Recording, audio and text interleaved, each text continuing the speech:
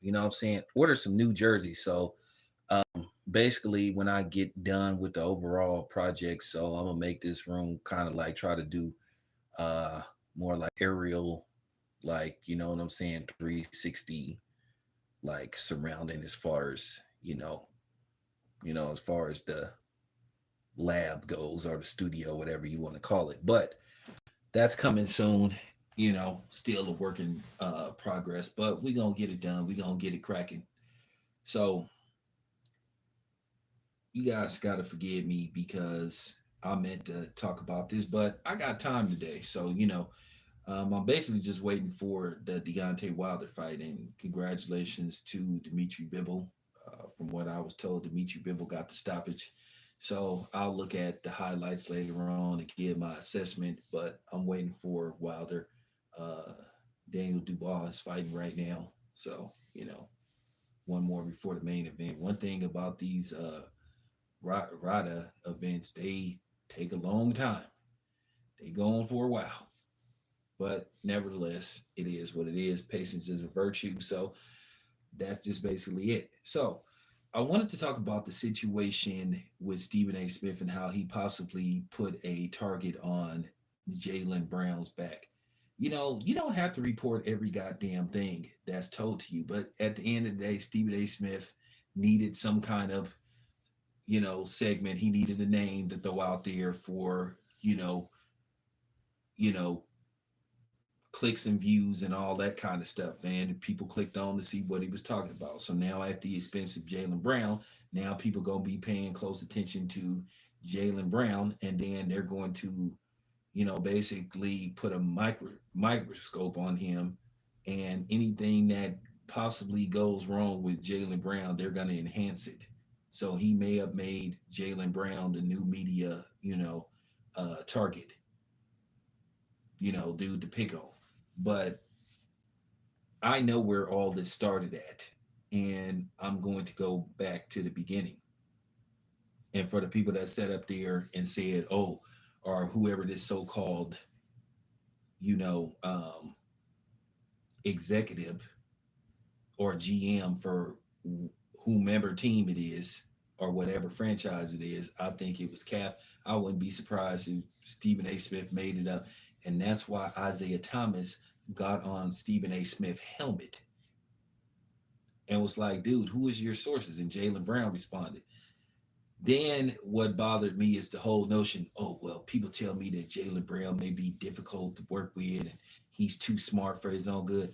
See, there you go again. Anything positive with a black man, they try to turn it into something negative.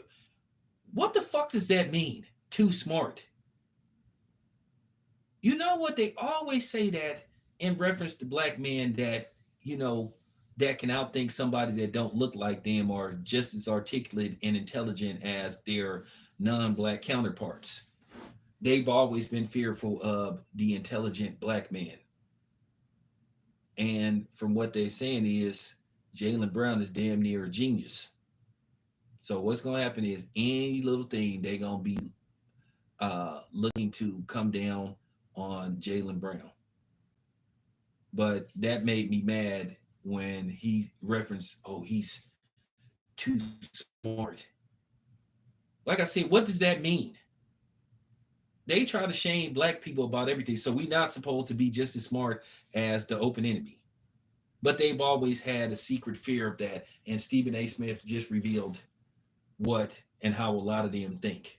Even some black people are fearful of a extremely intelligent, articulate black man because they scared what that can lead to. Keep in mind, Jaylen Brown negotiated one of the biggest contracts in sports history. You know, I think it's what is it, $304 million? That's like currently right now the richest NBA contract right now. Probably Luca gonna get more, but it is what it is when it's time to renegotiate for Luca. But but nevertheless, Stephen A. Smith put a battery pack in other media's, in other media's back to where they're gonna go full fledged Energizer Bunny and just start keeping an eye on Jaylen Brown, watching what he does, watching what he says. And if he says anything that they can twist and turn, they'll do it. All because of Stephen A. Smith, and that's why they call him Stephen A. Snitch. Now, one of the reasons why I think where this started with Jaylen Brown is because he went against the grain. And I kind of worried about that because keep in mind, we all know the highly publicized issue with the big three and caused the big three. They were telling sponsors not to, deal with the big three, and basically they were just trying to, whiteball them. It's another terminology I was going to use, but I don't want to get, you know what I'm saying? I don't want to get in trouble. But this is where that started when Jaylen Brown agreed to play in the big three. I knew I knew when he announced that he was going to play in the big three, among all this stuff going on between Ice Cube and the league, I said somebody gonna get pissed off about that because he decided to be his own man and he decided to be like, hey, Ice Cube is cool. Ice Cube is a Ice Cube is a legend. He's one of our, he's one of our hip hop, founding fathers. Not new founding fathers, but he's one of our hip hop, you know, forefathers as far as, taking rap to new heights, as far as selling 1 million records and all that kind of stuff, opening up doors and stuff. Then Ice Cube went on to become a successful actor. Now we know for the last few years, Ice Cube has been under the radar. I mean, Ice Cube has been on the radar, not under the radar. He's been on the radar due to the fact of him being very vocal about, the potion. Ice Cube was very adamant about not taking the potion. He felt like he didn't have to take the potion, and he was attacked. They made fun of him on Saturday Night Live. He was one of the people that they went after. And ever since then, they have been harassing Ice Cube. Ice Cube has very, very rarely put out any theatrical movies. Now, he had I think Seth Rogen put out or helped put out, and the movie grossed over $100 million at the box office. Then there was a film he put out that came out during the demic. Now his son, O'Shea Jackson Jr., is doing very well. Doing very well. He played in one of my favorite movies of 2023, Cocaine Bear. So, but you know, it's been difficult for Ice Cube. It's been difficult. And I think when Jaylen Brown agreed to play in the Big Three, I think people were pissed off, including Adam Silver. I'm pretty sure he got a phone call, being asked not to do it. Now, did he get some phone call from Adam Silver or the NBA higher ups? Of course. But this is where this stems from. This is where this started at. And I just think people gotta, some of these executives got a vendetta because they follow, they follow the lead of Adam Silver in the NBA. And by the way, there was somebody else that concurred what Ice Cube was saying that's aligned with the NBA about Adam Silver and the NBA interfering and trying to throw a monkey wrench in the Big Three, which is not even a competitive league, really. It doesn't coincide with the NBA whatsoever. It runs from June to August, if I'm not mistaken. It's over with before the NBA players even report to camp. So how is it a competitive league? And it's 3-on-3 and it's not even full court. But that just goes to show you how petty the NBA is. Fearful of anything. It's not even competing with them. It's not trying to take their players away. It's for veteran players. And then here's the thing. Why do you care even if they take players that don't play in the NBA? Obviously, you didn't think they was good enough to play in the NBA. So what? You don't even want them to have the players that you don't want? Okay, make that make sense. So I'm just saying that's where I think a lot of this started from. They don't have me fooled. They don't have me. I've been doing this way too long. I've been doing this way too long, and I know how the mayonnaise nation get down. Even if they don't have control of it, they want to have some kind of influence. They want to be able to have the power just to send a message saying that they can interfere or they can monkey wrench it or train wreck it whenever they want to. And that's how they get down. Their power is having to be needed. They tell people to get their own stuff, and then when you get your own stuff, they have a problem with you getting your own stuff because they're fearful of what it could lead to. Self-reliance and independence. I know the NBA is pushing, the Eastern European white player, but at the same time, that's only going to go so far. They still want to pay the top dollar to see the brothers play. And they just going to have to accept that. If the NBA goes back to how it was 75 years ago, they're going to lose revenue. They're going to lose an audience. They're going to lose everything. So they may need to slow it down. Okay, fine. Fine. They have Luka. Luka, a great player. Okay, they got the Joker. Fine.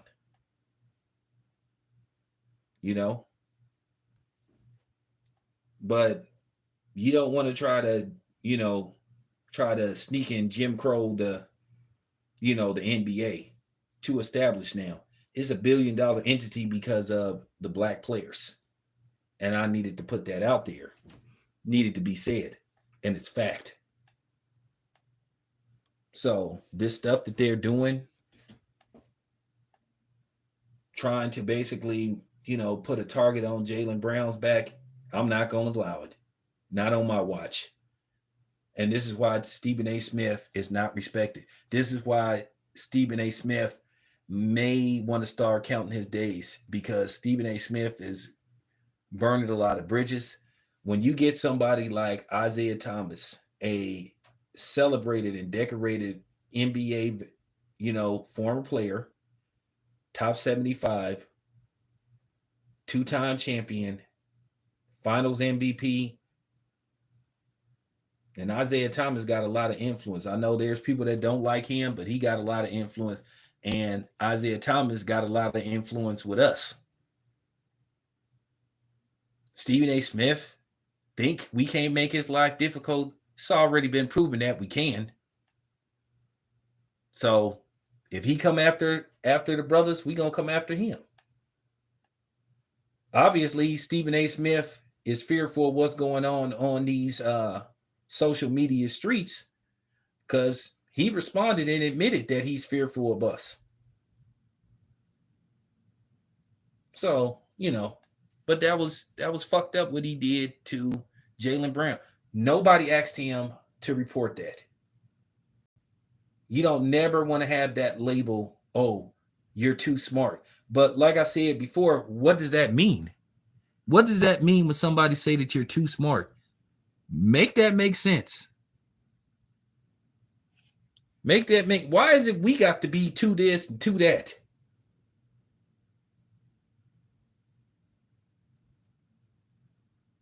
But then if we're to this and we're to that, everybody else makes money off of it. Oh, I get it. You control it. You know what I'm saying? As long as you can control it, it's okay. But if it's self-reliant and operates on its own, then it's a problem. Then you're going to try to destroy it. You're going to try to slow down the train. You're going to fuck with the brakes. Been seeing this forever. But these are the same people that tell us to stop asking for handouts.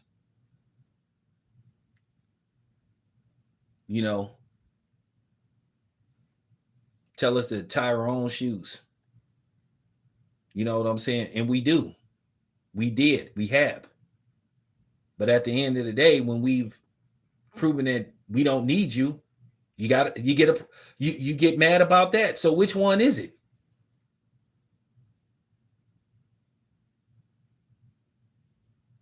Okay, I get it. As long as we're separated and you can monitor and control it, it's good.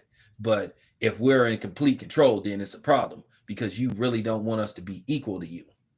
That's where the word white supremacy come from. That's where the word supremacy come from. Being supreme, being a overlord, being a watchman. So, I'm just saying, I'm just one of the very few people that'll say what need to be said. Like I told you, I don't sit up here and compromise myself for views and stuff. I say what need to be said. You know, I'm not going to be like these dudes out here sitting up here caping for Ryan Garcia and stuff and ain't going to get nothing out of it but a bunch of disingenuous fake motherfuckers that's just going to watch their channel to see them go in and bash people that look like them for their racist pleasure. I'm good. I think I'll pass. I think I'll pass on that. I think I'll pass on that. It's too much of that going around as it is. I'm sorry. I don't want to be part of that. I don't need, you know what I'm saying? I don't need any go along, get along credit. Don't want it. I don't want to be invited to your club.